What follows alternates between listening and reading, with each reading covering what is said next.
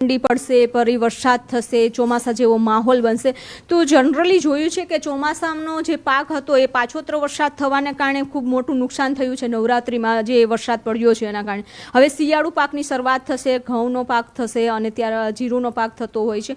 તો આ ચોમાસા જેવો માહોલ, ત્યારબાદ ફરી ઠંડી, તો આ જે વેસ્ટર્ન ડિસ્ટર્બન્સ આવશે, બંગાળની ખાડીમાં સિસ્ટમ બનશે, અરબી સમુદ્ર, આ સિસ્ટમોને કારણે વાતાવરણમાં જે તફાવત આવશે એના કારણે ખેતીના પાકને કેટલું અસર પડશે? નવેમ્બરની શરૂઆતમાં જીરા વવાતા હોય છે, 15 નવેમ્બર બાજુ ઘઉં વવાતા હોય છે અને ઘઉં મોડા ઘઉં છે એ ડિસેમ્બર 2 તારીખ સુધીમાં વવાતા હોય છે. ઠંડી પડે તો જ ઘઉં સારા થાય, ઠંડી પડે તો જીરા સારા થાય. પણ આ ભેજવાળા વાતાવરણના કારણે જીરાના પાક પછી એક પછી આવતા ચરમો કે કાળીઓ આવવાની શક્યતા રહે છે. એટલે પાક સંરક્ષણના પગલાં ખેડૂત ભાઈઓ લેવા સારા રહે છે. તો આ હતા અંબાલાલ પટેલ અને તેઓએ કહ્યું છે કે ભર શિયાળે ચોમાસા જેવો માહોલ છે તે જોવા મળશે, કારણ કે અરબી સમુદ્ર અને બંગાળની ખાડી બંનેમાં સિસ્ટમ સક્રિય થશે. જી વિભુ, આભાર માહિતી આપવા માટે. અને હવે વાત કરીશું આગની ઘટનાઓની.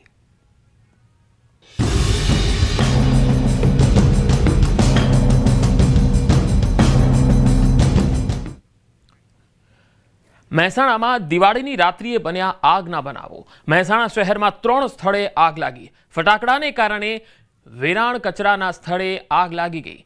રાધનપુર રોડ, સોમનાથ રોડ અને કસ્બામાં આગ લાગી. અવાવરૂ અને કચરાના ઢગલાઓમાં આગ લાગી ગઈ. તસવીરોમાં તમે જોઈ શકો છો, 3 અલગ અલગ સ્થળો પર આગ લાગતા મનપાએ આગ બુઝાવવા માટે ફાયર બ્રિગેડની ટીમને દોડતી કરી હતી અને અહીંયા પાણીનો મારો ચલાવવામાં આવ્યો હતો અને ભારે જહેમત બાદ આગ કાબૂમાં આવી શકી હતી. તો દિવાળીના દિવસે આગના બનાવો પણ ખૂબ વધ્યા, કારણ કે જે આતશબાજી થતી હોય છે, ફટાકડા ફોડતા હોય છે, ત્યારે ક્યાંક આવા ફટાકડા, ક્યાંક આવા જે ટેટા હોય છે, કાં તો રોકેટ હોય છે, એ પ્રકારના જે ઝૂંપડાવાસીઓમાં જતા હોય છે ત્યારે તે આખા વિસ્તારને બાનમાં લઈ લેતો હોય છે. વાત રાજકોટની. રાજકોટ શહેરમાં પણ દિવાળીની રાત્રે ફટાકડાના કારણે આગના અનેક બનાવો નોંધાયા. શહેરમાં 125 જગ્યાઓ પર ફટાકડાને કારણે આગ લાગી ગઈ. તમામ બનાવોમાં ફાયર બ્રિગેડની ટીમ દ્વારા આગ પર કાબુ મેળવી લેવાયો. કોઈ જાનહાનિ થઈ નથી. આખી રાત રાજકોટના અલગ અલગ ફાયર સ્ટેશનો ધમધમતા રહ્યા. આગના બનાવમાં અલગ અલગ જગ્યાઓએ 2 બાઇક અને 1 કાર સળગી. ગોંડલ રોડ પર સ્વિગીના વેરહાઉસમાં પણ આગ લાગી ગઈ. ફાયર સેફટીના કારણે આગ બુઝાવાઈ.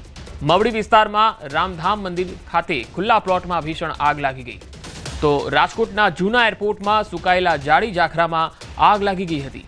એક પણ બનાવોમાં કોઈ જાનહાનિ કે ઈજા થઈ નથી. વધુ માહિતી મેળવીએ. રાજકોટથી સંવાદદાતા અંકિત પોપટ જોડાયા છે. અંકિત, રાજકોટમાં અસંખ્ય આગના બનાવો દિવાળીની રાત્રે નોંધાયા છે. કોઈ પણ બનાવમાં ક્યાંય કોઈ જાનહાનિના અહેવાલ આવી શક્યા છે? ચોક્કસ પંકજ, ખાસ કરીને વાત કરવામાં આવે તો ગઈકાલે દિવાળીનો પર્વ હતો, ત્યારે મોટા ભાગે લોકો છે તે ફટાકડા ફોડતા હોય છે. અને ગઈકાલની જો વાત કરવામાં આવે તો સાંજના 6:30 વાગ્યાથી લઈને રાત્રિના 1:30 વાગ્યા સુધીમાં કુલ 125 જેટલી જગ્યાએ ફટાકડાઓના કારણે આગ લાગી હોવાનો બનાવ છે તે સામે આવ્યો છે. એક પણ બનાવની અંદર એક પણ વ્યક્તિને ઈજા કે જાનહાનિ ન પહોંચી હોવાનું છે તે સામે આવ્યું છે. તમામ બનાવમાં ફાયર બ્રિગેડની ટીમ દ્વારા આગ પર સંપૂર્ણપણે કાબુ મેળવી લેવામાં આવ્યો હતો. ચોક્કસ માલને હાનિ પહોંચી છે, પરંતુ કોઈ જાનહાનિના સમાચાર હજુ સુધી સામે નથી આવ્યા. બનાવની જો વાત કરવામાં તો આગના બનાવમાં 2 જેટલા બાઇક તેમજ 1 કાર પણ સળગી હોવાનું છે તે સામે આવ્યું છે. ગોંડલ રોડ પર સ્વિગીના વેરહાઉસમાં આગ લાગી હોવાનું છે તે પણ સામે આવ્યું છે. મવડી વિસ્તારમાં રામધામ મંદિર સામે આવેલા ખુલ્લા પ્લોટમાં ભીષણ આગ લાગવા પામી હતી. તો સાથોસાથ રાજકોટનું જે જૂનું એરપોર્ટ છે તેમાં સુકાયેલા જાડી ઝાખરાની અંદર પણ આગ લાગી હોવાનું છે તે સામે આવ્યું છે. જી અંકિત, આભાર માહિતી આપવા માટે. આ તરફ અમદાવાદના ઝુંડાલ સર્કલ પાસે પણ આગનો બનાવ સામે આવ્યો. ખુલ્લી જગ્યામાં કચરામાં આગ લાગતા દોડધામ મચી ગઈ. આ તસવીરો તમે જોઈ શકો છો. એક તરફ દિવાળીનો માહોલ હતો અને બીજી તરફ આગની ઘટનાથી ફાયર વિભાગની પણ મુશ્કેલીઓ વધી ગઈ હતી. જો કે ભારે જહેમત બાદ આગ પર કાબુ મેળવી લેવાયો. અમદાવાદના ઝુંડાલ વિસ્તારનો આ બનાવ.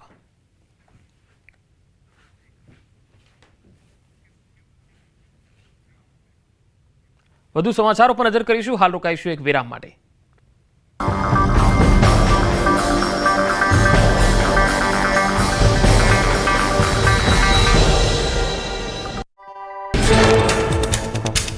દિવાળી પર ખેડૂતો માટે રાજ્ય સરકારનો મોટો નિર્ણય. વરસાદથી થયેલા પાક નુકસાન માટે રાહત પેકેજ જાહેર. અસરગ્રસ્ત ખેડૂતોને 947 કરોડના રાહત પેકેજની જાહેરાત કરાઈ. ગુજરાતના કેટલાક વિસ્તારોમાં વરસાદની આગાહી. આજે અમરેલી, ભાવનગરમાં વરસાદની આગાહી. દાહોદ, છોટાઉદેપુર, ભરૂચ, સુરત, નર્મદા, તાપીમાં સામાન્ય વરસાદની શક્યતા. ડાંગ, નવસારી, વલસાડમાં પણ વરસાદની શક્યતા. રાજકોટ શહેરના આકાશમાં છવાઈ આકાશી રંગોળી.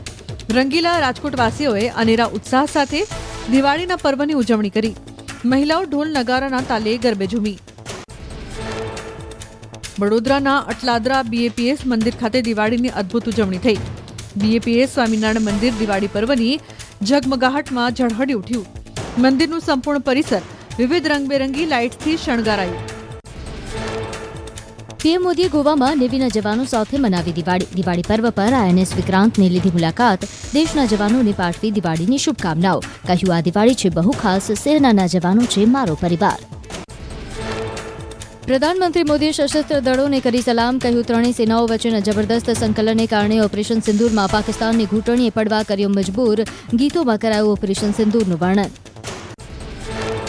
આઈએનએસ વિક્રાંત આત્મનિર્ભર ભારતની ઓળખ હોવાનું પીએમ મોદીનું નિવેદન. કહ્યું, આઈએનએસ વિક્રાંત વિશાળ અને વિરાટ સ્વદેશી સૈનિક ક્ષમતાનું છે પ્રતીક. ભારત પાસે પોતાના દમ પર લડવાની તાકાત. સેનાના જરૂરી તમામ સામાન દેશમાં થાય છે તૈયાર. નૌસેના આન બાન શાનનું પ્રતીક. સરહદ પર સૈનિકોએ દેશભક્તિ અને આનંદ સાથે કરી દિવાળીની ઉજવણી. જમ્મુ કાશ્મીરના અખનૂર સેક્ટરમાં એલઓસી પર દેશભક્તિના નારા ગુંજી ઉઠ્યા. ઠંડા પવનો વચ્ચે દીવા પ્રગટાવ્યા. દેશપ્રેમના દીવાથી પ્રકાશિત થઈ સરહદ. સૈનિકો દેશભક્તિની ધૂન પર નાચતા ગાજતા દિવાળીને બનાવી યાદગાર. એકબીજાને મીઠાઈ ખવડાવીને શુભેચ્છાઓ પાઠવી. દેશભાવના અને બલિદાનના પ્રતીક સમાન દીવડા પ્રગટાવ્યા. કહ્યું, પહેલા દેશ, બીજું બધું પછી. ભારતીય સેનાએ નેનો ડ્રોન ઉપયોગ કરી નવી પદ્ધતિનું કર્યું પ્રદર્શન. નેનો ડ્રોન સૈનિકોને રૂમમાં પ્રવેશ્યા વગર જ પહોંચાડશે અંદરની માહિતી. ટેકનોલોજીના વ્યાપ વચ્ચે ભારતીય સેના નેનો ડ્રોનનો કરી રહી છે ઉપયોગ. નવનિયુક્ત શિક્ષણ મંત્રી પ્રદ્યુમન વાજાએ દિવાળી પર્વની ઉજવણી કરી. શિક્ષણ મંત્રી બન્યા બાદ બાળકો સાથે દિવાળી ઉજવી. અમદાવાદની આંબાવાડી વિસ્તારમાં આવેલી સમાજ સેવા સદન સોસાયટીમાં બાળકો સાથે ફટાકડા ફોડી દિવાળી ઉજવી. આરોગ્ય કર્મી બહેનો દ્વારા દિવાળીની અનોખી ઉજવણી કરાઈ. સ્વાસ્થ્ય સંબંધિત જનજાગૃતિના સંદેશ આપતી રંગોળીઓ બનાવી. અંગદાન, મેન્ટલ હેલ્થ, સોશિયલ મીડિયાના વ્યસન રોકવા સંબંધિત સંદેશો આપતી રંગોળી હોસ્પિટલમાં તૈયાર કરાઈ. દિવાળીના તહેવારો બાદ ભાજપનું નવું પ્રદેશ માળખું જાહેર થાય તેવા સંકેત. મંત્રીમંડળના વિસ્તરણ બાદ પ્રદેશ સંગઠનમાં પણ મોટો ફેરફાર થવાની શક્યતા. લાભ પાંચમની આસપાસ અથવા તરત બાદ પ્રદેશ માળખું જાહેર થવાની શક્યતા. દિવાળીના તહેવારમાં ગેરકાયદેસર સિંહ દર્શન અને વન્ય પ્રાણીઓની પજવણી